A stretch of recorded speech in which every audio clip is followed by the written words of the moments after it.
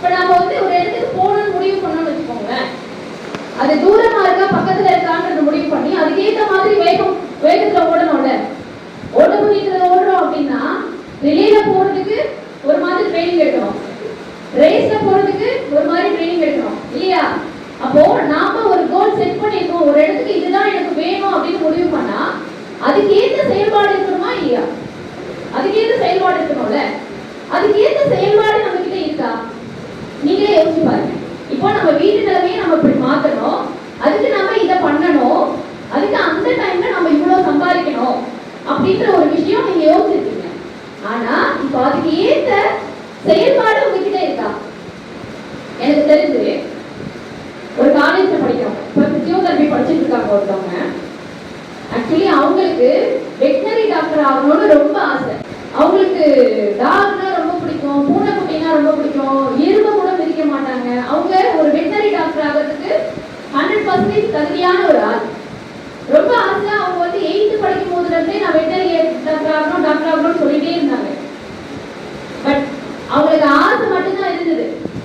Plus 2ல mark கம்மியாயிட்டாங்க, ஒன்றும் பண்ண முடியல, வெட்டினரி அவங்களுக்கு கிடைக்கல. ஸோ அதனால வேற வழியே இல்லாம கிட்டத்தட்ட 10 வருஷமா உள்ள இருந்த அந்த ஆசையை தூக்கி ஓட வச்சுட்டு பிசியோதெரபி படிக்க போயிட்டாங்க.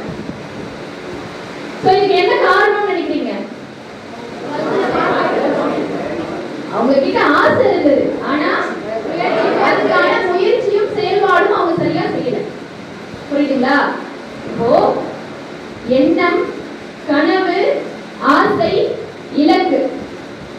நான் என்ன சொன்னேன்? 4 விஷயம் சொன்னேன்.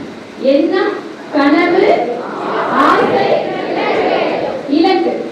இப்போ உங்களுக்கு ஒரு விஷயம் வேணும்னு வச்சுக்கோங்களேன், அது உங்க எண்ணத்துல வச்சிருந்தீங்கன்னா அது எண்ணமா தான் இருக்கும்.